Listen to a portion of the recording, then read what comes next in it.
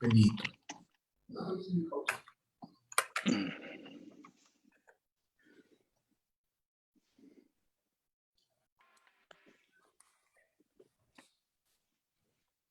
Maestro, ¿cómo está? Buenas noches. Qué gusto tenerlo.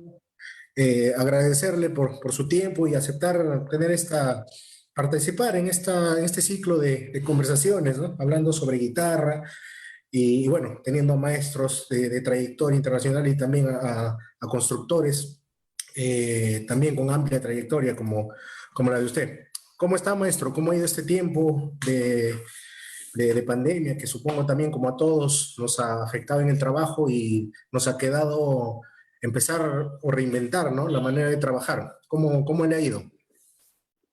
¿Qué tal, Abel? Buenas noches. Muchas gracias por invitarme. Para mí es un placer estar aquí hablando contigo.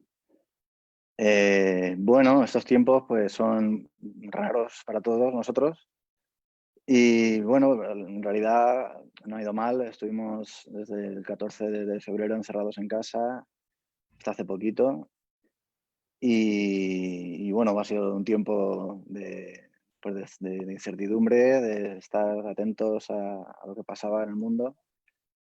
Y bueno, parece que poco a poco pues hemos ido superando, ¿no? esta situación y lamentando pues todo el sufrimiento y las víctimas que ha habido también. Y bueno, a nivel personal, pues en fin, en casa con la familia, yo he podido salir a trabajar, puesto que trabajo en mi taller yo solo a puerta cerrada, con lo que no suponía un inconveniente que yo fuera a trabajar. Y bueno, he podido seguir con la actividad. Pero sí que es verdad que, como a todos, pues de alguna manera también me ha afectado a nivel de trabajo. Digamos que yo trabajo a 6 meses, un año vista, más o menos, con los encargos. Entonces, pues bueno, he podido seguir trabajando en lo que tenía, pero sobre todo de cara a festivales de guitarra cancelados, exposiciones, que había alguna por ahí también para esta primavera. Pues no, que se ha cancelado todo, no se ha podido realizar y bueno, y veremos a partir de ahora cómo realmente nos va a afectar esto o cómo va a afectar a mi sector. Pero bueno, nada, afortunadamente he podido seguir trabajando, no creo que sea un gran inconveniente a nivel laboral para mí. Y un poco eso, a la expectativa, a ver cómo se resuelve todo y cómo avanza la situación mundial. Sí, bueno, sí, maestro, hay muchos cambios, ¿no? Que tenemos que adoptar ahora, ¿no? En el caso de los concertistas, bueno, se canceló todo, fechas de conciertos, viajes, giras, ¿no? Proyectos, y en el caso también, pues, de los constructores, como ustedes, los luthiers, que también el trabajo no se ve afectada en cuanto a lo que pueden seguir avanzando, pero exposiciones, lugares donde se muestra su trabajo, ¿no? También se habían visto afectados un tiempo. Pero bueno, Sí, esperemos que todo esto mejore y bueno, seguir, ¿no? Seguir con el arte de la guitarra desde todos sus rubros. sí, eso esperamos. La verdad es que para todos los concertistas, los que se vivían, ¿no? De subirse a un escenario y también toda la industria y toda la actividad que rodea en esos conciertos, pues ha sido realmente un palo muy grande. Y bueno, supongo que de alguna manera pues también nos va a afectar a todos los que pues, estamos en el mundo de la música, ¿no? Así que, pues como tú dices, esperemos que todo vaya lo mejor posible y que salgamos de esta cuanto antes. Sí, sí, maestro. Estamos a espera de eso. Bien, maestro. Bueno, entrando a materia un poco sobre el trabajo de construcción de la guitarra española, eh, ¿cómo fueron sus inicios, maestro, en cuanto a la lutería? ¿Cómo inició en este arte? Eh, ¿Desde qué edad empezó? ¿Cómo fue el inicio de su trabajo como luthier? Pues bueno, a ver, yo empecé realmente en esto hace, pues que era de 2007, de 13 años ahora. bueno, yo era maestro, trabajaba en una escuela de adultos, daba clases bueno, de preparación a acceso a la universidad, a sacar el título de secundaria. Y bueno, y sí, yo también tocaba el violín. Yo estudié con el violín en el conservatorio y siempre me había llamado la atención el propio instrumento. Tocaba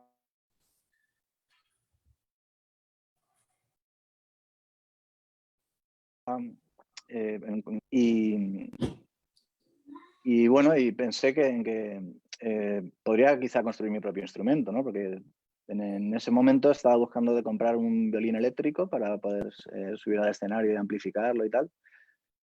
Y me di cuenta que era un instrumento bastante sencillo, ¿no? Puesto que tenía el cuerpo sólido, todo el tema de la caja de resonancia quedaba, digamos, fuera, y a través de un piezo pues, se podía amplificar la vibración de las cuerdas y demás. Bueno, y empecé a interesarme por eso y fue pura curiosidad y puro autodidacta totalmente.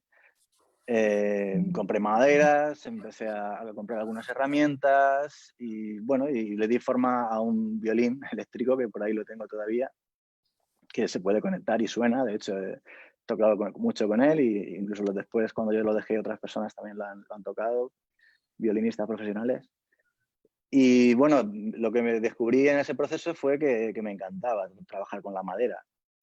Y era un mundo todavía muy desconocido para mí, puesto que yo este primer instrumento lo hice bueno, de una manera muy rústica, por decirlo de alguna manera. Así que pues empecé a investigar, eso era, ya te digo, 2007 por ahí, y llegué a un libro, compré un libro donde explicaba cómo construir un violín. Y bueno, pues violín acústico ya, ¿no? Que compré un kit de maderas, averigüé qué herramientas me hacían falta para llevarlo a término.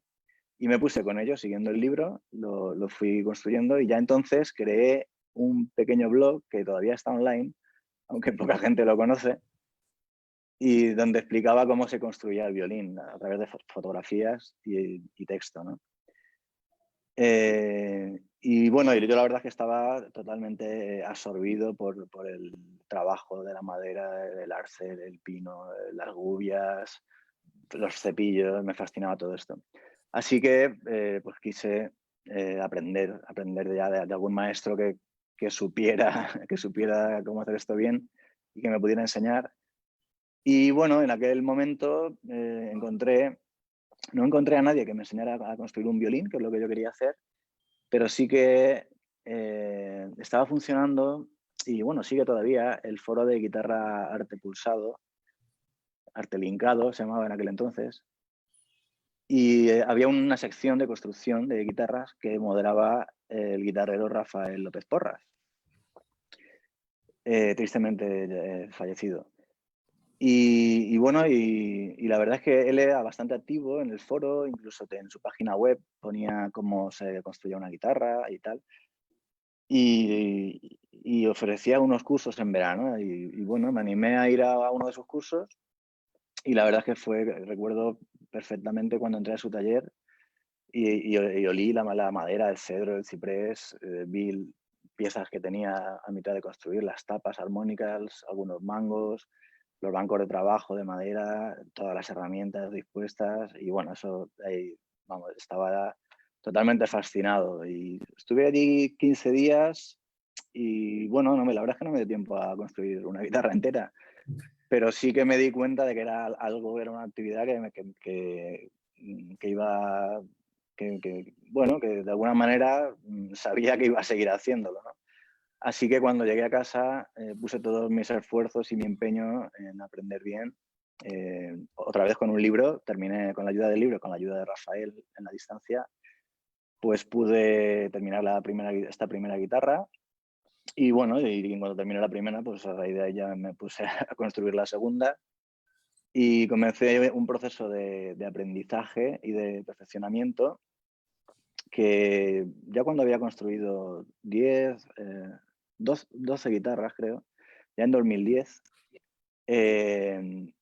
acudí a Sigüenza, a uno de los cursos que organizaba el maestro José Luis Romanillos, que bueno, yo no lo conocía aún personalmente, pero sí que Rafael siempre hacía referencia a José Luis Romanillos porque había sido su maestro también.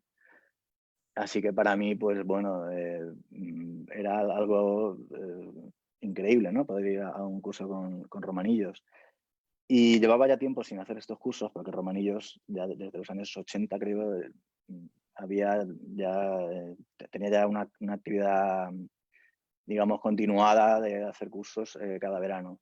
Pero lo había dejado unos años y en este caso pues volvió.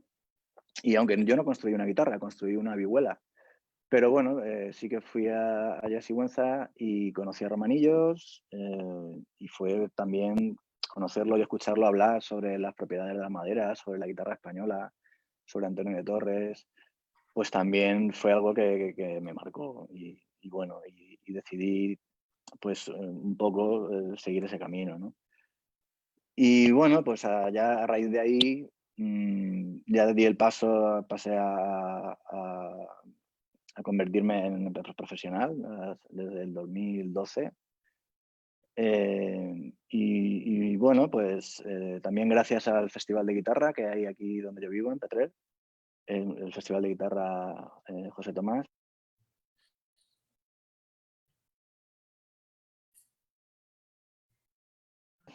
que organizan en Icopete para allá, en contacto con muchos guitarristas, dar a conocer mi trabajo y bueno, y poquito a poco me di a conocer y pude, digamos, dejar lo que estaba haciendo hasta ahora para ganarme la vida, ¿no? Y pasar a ser guitarrero. Y ya te digo, eso fue en 2012, así que hasta hoy, bueno, yo estoy encantado de la vida, de poder trabajar en esto, que es lo que más me gusta, y cada día aprendiendo, siempre. Y bueno, intentando respetar un poco la tradición, pero claro, siempre pues también abierto a otras posibilidades de innovación y de aprendizaje de cualquier tipo. Y Ok. bueno, no sé, creo que más o menos te he contado cómo Sí, sí. empecé en esto. La trayectoria, bueno, impecable, ¿no? Y los referentes como el gran maestro José Luis Romanillos creo que ha influenciado a muchos constructores, ¿no? Sobre todo a Sí, los sin constructores duda. que siguen la línea de Torres, ¿no? Línea de Torres. Y que justamente ahí también que quería llegar, ¿no? Viendo sus modelos de guitarra, bueno, yo ya conocía su trabajo desde el 2016, que estuve en Alicante, ya tenía referencias de guitarristas, videos del maestro Cecilio Pereira también, ¿no? Ujú, He visto muchos otros. Eh, Cuando fui a Alicante me fui pues con la primera vez que fue a Europa y me fui pues con una idea tal vez de la que uno como bueno, yo recién terminé de estudiar y se va pues con la idea de la guitarra actual, ¿no? De la guitarra potente, de la guitarra que debe sonar muy fuerte, esa, o sea, lo que normalmente un estudiante buscaría, ¿no? En la actualidad, que la guitarra no tiene mucho volumen, actualmente los modelos modernos, bueno, utilizan pues materiales compuestos, ¿no? Y se busca mucho eso, el toque percutado, el toque fuerte, potente, ¿no? Y me di con la sorpresa que en España no va por ahí tanto la cosa, ¿no? Se respeta mucho la tradición y logré escuchar instrumentos tradicionales con una potencia y una proyección increíbles, ¿no? Que por este ujú, lado del mundo no veía, ¿no? O no escuchaba. ujú, Y eso, y vi que había mucha admiración y también respeto por el trabajo de Torres, ¿no? Que, bueno, de ahí se desgranan todos los constructores, ¿no? ujú, Y viendo su trabajo veo que se basa mucho en el modelo de Torres. Incluso hace una réplica de la Leona, ujú. ¿no? Dentro de su catálogo. Básicamente, maestro, usted trabaja con el modelo de Torres, encuentra que ese modelo, ese diseño es el más óptimo, tiene algunas variantes, porque he visto que tiene en su catálogo dos o tres modelos. ¿Cómo calificaría el modelo de Torres? ¿Cree que ya ese es por así decir, el tope de la guitarra clásica o hay innovaciones en cuanto a construcción tradicional, ¿no? No utilizar materiales compuestos, ello. Vamos a ver, sí. Es verdad que hay una tendencia a buscar el volumen en la guitarra, porque la guitarra, si la comparamos con otros instrumentos, pues, bueno, tú como guitarrista lo habrás sufrido, ¿no? Que es un instrumento que suena menos que un violín o que una flauta, bueno, por supuesto que un piano. Y bueno, te puedes llegar a encontrar con ese problema, ¿no? De que necesitas algo más de volumen. El volumen está bien, yo no tengo nada en contra del volumen. Pero es verdad que a veces el volumen va acompañado de una peor calidad de sonido. No, no siempre. Hay guitarras que suenan fuerte y muy bien, que incluso guitarras que se fabrican con nuevos materiales. Pero yo lo que me he dado cuenta es que con la guitarra tradicional es un poco lo que siempre ha dicho Romanillos, ¿no? Romanillos es él piensa que Torres ya definió la guitarra como instrumento, ya no, esa es la guitarra, igual que Stradivari o Amati definieron el violín hace 300 años. Y entonces con esa guitarra, vamos a seguir trabajando en ella, ¿no? A ver hasta dónde puede llegar. Y como te decía, yo he asistido a infinidad de concursos, bueno, aquí en Petrer y también en otros festivales, y es muy didáctico porque aparecen los concursantes y en la misma sala, tú estás en el mismo sitio y piezas cortas, bueno, intervenciones cortas, no son conciertos enteros. Y lo que te quiero decir es que te da la oportunidad de escuchar y comparar muchísimas guitarras de distinto tipo, ¿no? Y yo, escuchando estos concursos, siempre que aparecía una guitarra tradicional, había algunas guitarras que yo no identificaba, no sabía de quién era, pero bueno, casi siempre por la pala, por la roseta, o porque le preguntas incluso a la persona, saber de qué guitarra se trata. Y yo me di cuenta que el sonido que más me gustaba era el de las guitarras tradicionales.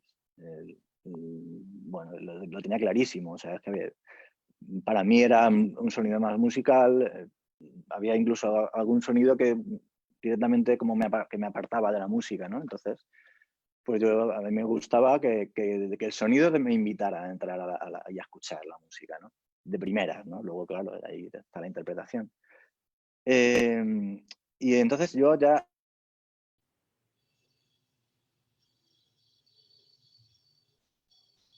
a partir de ahí decidí que era lo mejor para la música, según mi criterio. Porque es verdad que cuando empiezas siempre quieres hacer la mejor guitarra y lees mucho y qué está haciendo uno, qué está haciendo otro y te das cuenta de que hay muchas opciones, ¿no? Y de que lo tradicional es como que lo primero que has aprendido y como que quieres salir de ahí y buscar otro nuevo paradigma, ¿no? Pero bueno, yo ya desde el principio casi me di cuenta de que lo tradicional era al final lo que más me gustaba. Y claro, cuando piensas en lo tradicional directamente te vas a Torres. Cuando lees un poco a Romanillos, y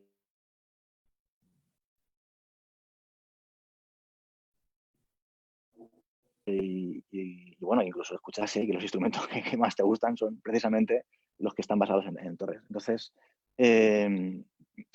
Torres está ahí, es un punto de partida, y también es un punto que hay que alcanzar a la vez, ¿no? Pero yo cuando hablo de construcción tradicional, tampoco me quedo solamente en una guitarra que es una réplica de Torres. Para mí construcción tradicional es una construcción en la que se utiliza maderas tradicionales y que la forma de reforzar la tapa es la tradicional, en un abanico de diferentes varetas que refuerzan esa tapa y bueno, y ya está. Y con esas herramientas, con esas opciones que tienes, a ver qué podemos hacer. Entonces, yo los modelos que hago son todos tradicionales en este sentido. Y sí que uno de los modelos no es una réplica exacta de la Leona de Torres, pero sí que está basado en la Leona de Torres. Y para mí tiene sentido porque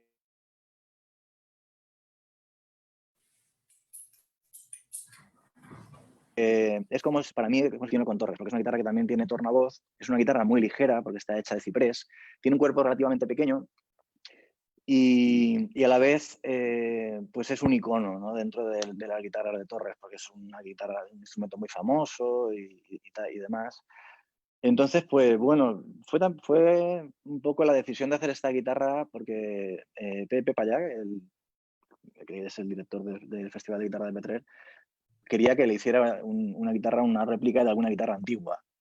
Y estuvimos viendo diferentes posibilidades, fuimos incluso a Sigüenza, hablamos con Romanillos, estuvimos estudiando allí una de las guitarras que tenía él en el museo, creo que era la S117. Pero bueno, finalmente acabamos mirando hacia la Leona porque era una guitarra que nos llamaba la atención y que también la habíamos escuchado aquí en Petrer, en manos de Wolfgang Liske, guitarrista alemán. Y bueno, la verdad es que yo no tuve acceso a la guitarra, pero sí que a través de Romanillos y de su libro también, donde la describe, de fotografías, pues pude dar forma a la guitarra. La primera que hice fue la que tiene Pepe. Y fue una guitarra que enseguida gustó. Una guitarra muy sencilla, ninguna floritura, ningún adorno, ninguna dificultad. Muy ligera, apenas pesa 1 kilo, con el tornavoz. El tornavoz, para quien no sepa lo que es un cono metálico que se pone en el interior de la caja, digamos desde la boca hacia el fondo, no llega hasta el fondo, pero cuando miras por la boca de la guitarra lo que ves es el tornavoz, no puedes acceder al dentro de la guitarra porque digamos que es como en los baffles, lo que se pone para sacar las resonancias bajas, ¿no? Y lo que produce este tornavoz, a veces se piensa que se buscaba potencia, ¿no? Se ponía para que sonara más fuerte la guitarra, ¿no? Que es como la obsesión que tenemos con el volumen de la guitarra. Y en realidad el tornavoz lo que hace es ecualizar la guitarra y le da un tono mucho más grave a la guitarra. De hecho, la frecuencia de resonancia de la guitarra baja muchísimo y entonces da un carácter especial a la guitarra. Y el usarlo permite acercarnos en una guitarra nueva al sonido de las guitarras antiguas. Entonces, pues, es muy interesante. Y esta guitarra, pues, por ser una guitarra tan ligera, por ser una guitarra con este timbre, digamos, tan peculiar, pues resulta un instrumento que fácil de tocar, fácil de hacerlo sonar y que enseguida gusta a los guitarristas. Y bueno, y la verdad es que a partir de esa primera leona que hice, pues me encargaron bastantes más y ha sido un instrumento que me ha ayudado mucho a darme a conocer. Y bueno, ya que yo le debo muchísimo. Hubo una época en la que hacía más leonas que otro tipo de guitarras, ¿no? Ahora ya no. Así que bueno, pues esa es un poco mi historia con la leona y con mi, digamos, inspiración en Torres. Es interesante, maestro, ya que, bueno, así, si bien es cierto, estamos hablando de esta guitarra tan legendaria, que, bueno, la tuvo Torres hasta el final, y claro, estéticamente no es tan ornamentada, pues, la roseta es una roseta simple, tal vez la menos ornamentada, ¿no? De las torres, pero llamó mucho la atención, ¿no? Incluso el puente es a la manera de los instrumentos antiguos, ¿no? No lleva cejuela, pero el sonido de las torres siempre tiene este magnetismo, ¿no? Con muchos guitarristas, ¿no? Y en el caso de algunos famosos, pues en el caso de Stefano Grondona de Carles Trepat, ya es un total amor a las guitarras Torres, ¿no? Al punto de no creer en otras. Es interesante, es muy interesante hablar de las guitarras Torres y bueno, José Luis Romanillos, que catalogó todo este trabajo de Torres, nos dio pues material increíble para aprender de ellas, ¿no? Y saber más, ¿no? Y su trabajo fue increíble, de investigación, con mucho detalle de las medidas, de las guitarras, las formas, el ornamento, las maderas, ¿no? Ese trabajo realmente es invaluable del maestro Romanillos. Eh, Sí. en cuanto a la sonoridad, maestro de Torres, bueno, yo no he tenido acceso a tocar alguna copia fiel, ¿no? Pero por los audios que he logrado escuchar de la misma Leona, que están en YouTube, y de las réplicas, sí noto una tendencia a la sonoridad grave, ¿no? creo que uno de los aportes de Torres fue repotenciar este registro, ¿no? Con ese baretaje, y escucho unos bajos con mucho cuerpo, sobre todo en la leona, ¿no? Unos bajos muy interesantes, pero con igual, muy bien ecualizado. Y en cuanto al tornavoz, ¿no? De latón, de metal, eh, si no me equivoco, fue utilizado en las primeras guitarras, ¿no? En las primeras que construyó Torres, porque luego creo que ya las dejó de utilizar en las últimas que construyó. Esta tendencia, maestro, es en todo el trabajo de Torres de repotenciar las sonoridades bajas. Hubo una exploración, ¿no? De incluso mejorar el sonido de las cuerdas bajas, ¿no? En Torres.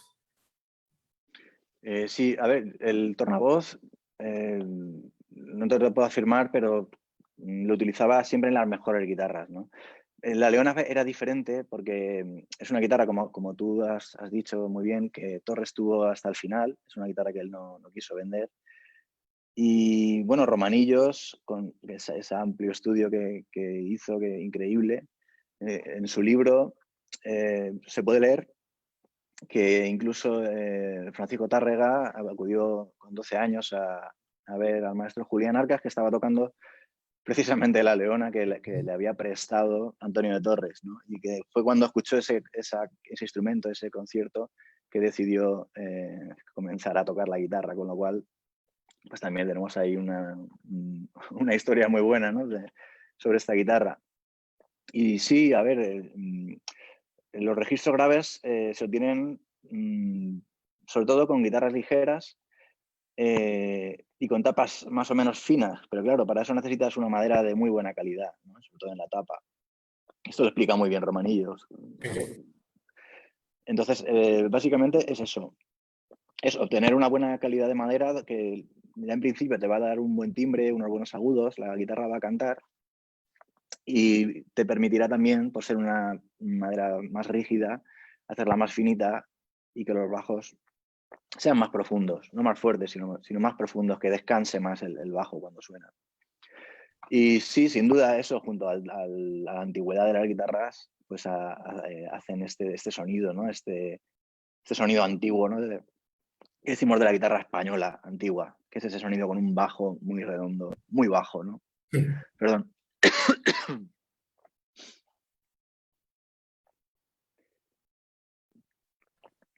Ya está. A ver. Ya, maestro. Bien, sí, Sí, perdón. en cuanto a su trabajo actual, he visto también en su catálogo que trabaja con una réplica de una guitarra romántica o clásico Ujú. romántico. Escuché unos videos muy buenos, con una sonoridad muy interesante al maestro Cecilio Pereira. ¿Podría comentarnos un poco de esta réplica que hace? He visto también que la trabaja incluso con palisandro en aros y fondo. Claro, que era una Ujú. madera que en la época de esas guitarras no se usaba, ¿no? ¿Qué resultados ha tenido con el palisandro en este tipo de trabajos? Bueno, pues a ver, esta guitarra, ya de primeras te digo que no es un modelo que haya hecho mucho. De hecho, solo he hecho 2 de ellas. Fue por el guitarrista Alberto Plaza, amigo mío también, que me propuso a él hacer una guitarra romántica, clásico romántica.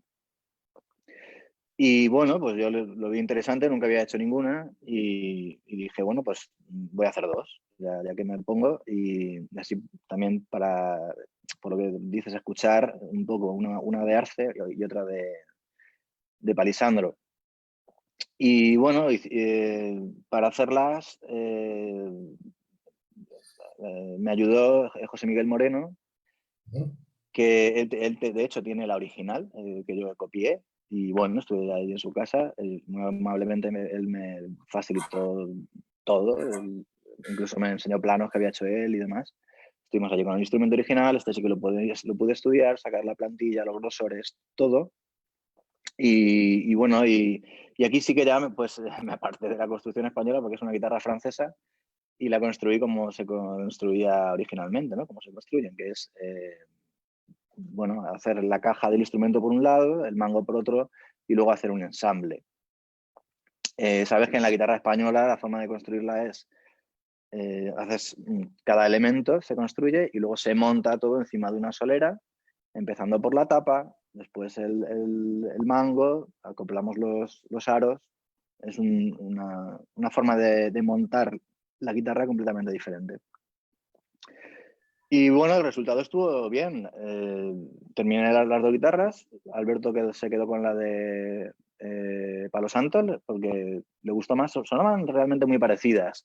La de Palo Santo quizá era un poco menos ordenada, ¿no? Y esto le gustó a él. Y la de Arce era como más correcta. Y bueno, yo a Cecilio ya lo conocía desde hacía algunos años y también dio la casualidad que coincidimos en Caravaca, en el festival de Caravaca de la Cruz, aquí en Murcia. Y yo llevaba esa guitarra y alguna otra y bueno, y él le resultó muy curiosa y empezó a tocarla y bueno, enseguida también vio que le gustó y para cierto repertorio pues les está interesante. Y fueron unas guitarras que yo metí en el catálogo, pero que realmente no he vuelto a hacer ninguna más. Así que, bueno, quizá algún día vuelva a ellas.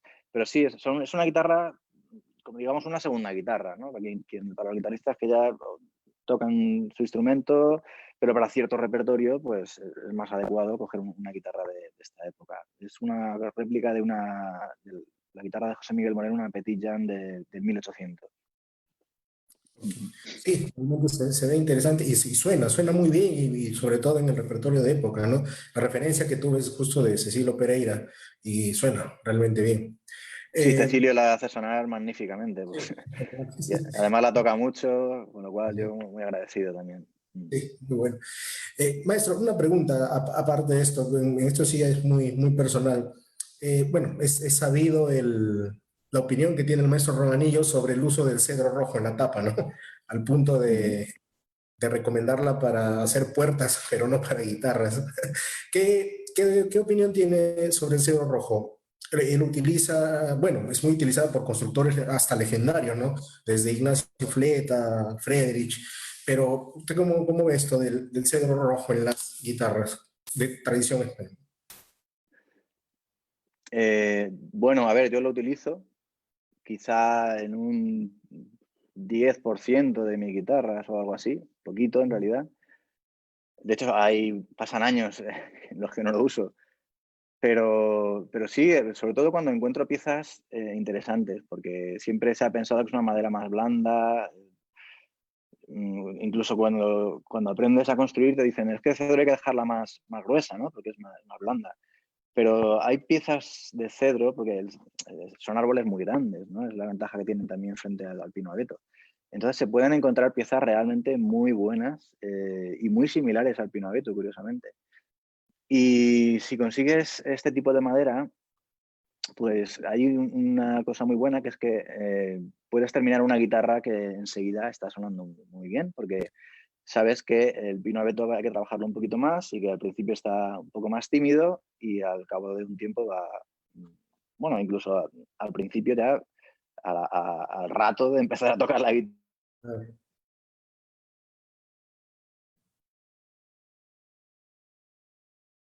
va sonando más cada vez, ¿no? Es una guitarra que impresiona más hacia el primer contacto. Y bueno, está interesante y yo sí que lo utilizo. Bueno, para algunas guitarras, sobre todo bajo encargo. Normalmente no hago ninguna guitarra de cedro por, digamos, iniciativa propia o para tenerla en exposiciones y demás. Pero bueno, sí que he hecho algunas y bueno, también a quien le gusta y yo no lo veo mal. Veo una madera muy interesante, se consigue un sonido bastante tradicional también, dependiendo cómo se trabaje. Y para mí, pues sí, es una madera válida.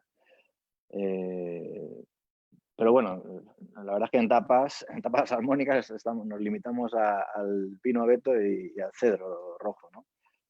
Entonces tampoco es que, digamos, abarquemos ahí muchos tipos de madera, como pasa con el fondo y los aros, ¿no? Que sí que se puede quizá arriesgar un poco más. Aquí nos quedamos Claro, con estas dos, sobre todo con el pino abeto. sí, sí. Es lo que más se usa, ¿no? Muy pocas veces se utilizan otro tipo de maderas, ¿no? Y, o sea, el pino sitka u otro tipo de Sí, maderas. bueno, diferentes tipos de pino sí, Engelmann también, y he visto alguna tapa de ciprés también, incluso de arce, pero muy raro, rarísimo.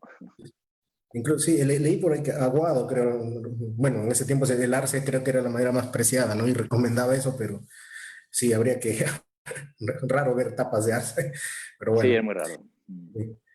Maestro, y en cuanto al modelo clásico, la guitarra clásica suya, tengo una alumna aquí en Perú que tiene una guitarra suya y bueno, la guitarra suena muy, muy bien, ya la tiene bastante tiempo, eh, muy ligera, de pino, de palisandro, el sonido muy tradicional, ¿no? Con eso, con los bajos, bien, bien redondos, los agudos brillantes, la guitarra se está soltando más, ¿no? El acabado muy delicado a Humalaca. Eh, Esa es una guitarra actual, ¿no? Con la que usted trabaja, la guitarra clásica Ujú. suya. Está basada en Torres, tiene algunas variantes distintas. ¿Cuál es el trabajo actual en los que se desarrolla ahora su diseño? Sí, pues mira, hago aparte de la Leona que hablábamos antes, dos modelos. A uno lo llamo la tradicional, la guitarra tradicional, y a otro la llamo la guitarra de concierto. Entonces, es una pregunta que me hacen muchos. ¿Y en qué se diferencia una y otra? Pues básicamente son las dos guitarras tradicionales, pero es verdad que el modelo tradicional es un modelo más, digamos, inspirado, basado en Torres. ¿Por qué? Porque es un valetaje sencillo, es una guitarra, a ver, empezamos por la plantilla, es una plantilla un poquito más reducida y tiene un varetaje muy tradicional, de 5 varetas y dos abajo que cierran. También suelo poner un refuerzo bajo puente, como también ha utilizado mucho José Luis Romanillos, pero, pero básicamente es un abanico tradicional, son guitarras de pino siempre y ya te digo, guitarras más o menos pequeñas. No es que la sientas pequeña cuando la tocas, ¿no? Pero sí que es como más delicada, ¿no? Es una cintura un poquito más estrecha, el diseño de la plantilla es un poquito más estilizado, ¿no? Y bueno, y es una guitarra completamente tradicional.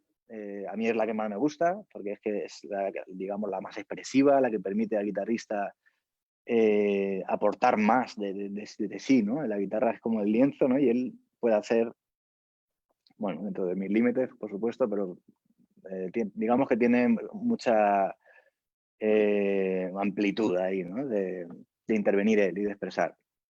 Y después tenemos la otra guitarra, que es la guitarra de concierto. Es una plantilla un pelín más grande. Si la ves una al lado de la otra, no, apenas lo vas a notar, pero bueno, si coges una regla y mides, sí que ves que es una plantilla más grande y también tiene un varetaje de 5 varetas y lo que sí que incorpora es la barra bajo puente, que creo que el primero en usarla fue Robert Bouchet y que también se la enseñó a Antonio Marín en Granada Ah, y es una guitarra como han hecho ya desde hace 60 años, quizás 50 años, muchos guitarreros, ¿no? Es un abanico de 5 varetas con una barra debajo del puente. ¿Y qué consigo yo con eso? Digo yo porque es que hay guitarras que en teoría tienen esa construcción y son diferentes. Para mí lo que se hace es una guitarra mucho más equilibrada, más ordenada, quizá, un pelín de primeras da la sensación de que tiene más tensión la guitarra, ¿no? Es menos maleable, suena, suena fácil, suena más o menos potente y esa es la guitarra que yo llamo de concierto. Pero es básicamente eso, es una guitarra muy tradicional. Lo único que tiene esta barra debajo del puente que para mí aporta ese orden a la guitarra y ese equilibrio, comprime quizá un poco, no suenan los bajos tan bajos ni los agudos tan brillantes, que creo que comprime un poco más el sonido, pero bueno, eso ayuda a que la sensación sea de potencia, ¿no? Entonces por eso le damos de concierto. Claro, algunos me dicen, no, pero yo es que no doy de conciertos. Pero bueno, si es que es un nombre por diferenciar una de otra, ¿no? En claro. realidad son dos guitarras de concierto, ¿no? Aunque para diferenciarlas, pues yo la llamo a una la tradicional, por eso, porque precisamente su sonido es más tradicional, y a la otra la guitarra de concierto. Y en la de concierto sí que es donde pongo alguna tapa de cedro, no en la tradicional. Y bueno, básicamente esas serían las diferencias. Suenan, suenan parecidas. Hay guitarristas que a veces vienen al taller y prueban una, prueban otra. y dicen, bueno, si es que suenan muy parecidas, es que... Pero bueno, está claro que cada constructor tiene su sonido, ¿no? Pero dentro de eso, pues también se abre un poquito más el abanico para adecuarse un poquito a la preferencia de cada guitarrista. Claro. ¿El modelo de concierto solamente con cedro o ha sido concebido con cedro? No, no, sobre todo con pino. Con pino. Ok. Sí, pero cuando uso cedro siempre es en el modelo de concierto. Ah, ok. Pero es Entonces, no, verdad que hago más de pino que de cedro. Sí. claro. Maestro, y en cuanto a aros y fondo, ¿encuentra usted una diferencia sustancial entre utilizar diferentes tipos de palos santos? Lo digo porque, bueno, mucho, y esto ya hasta el mismo Torres lo dijo, ¿no? Más es el trabajo de la tapa que otra cosa, ¿no? Yo creo Ajá. que aros y fondo aporta, obviamente, un cierto timbre, algo, pero no creo que sea definitivo en la guitarra, ¿no? Entonces, ¿qué, qué tanto influencia para usted utilizar diferentes tipos de palo santo en las guitarras tradicionales? Aparte de la Bueno, yo estética, ¿no? Era muy bonita, sí. claro. Bueno, hay un poco de confusión, incluso yo, para mí es confuso esto, porque hay piezas de la misma especie que pueden suponer una diferencia más entre dos piezas diferentes, ¿no? Que puede ser una diferencia mayor que entre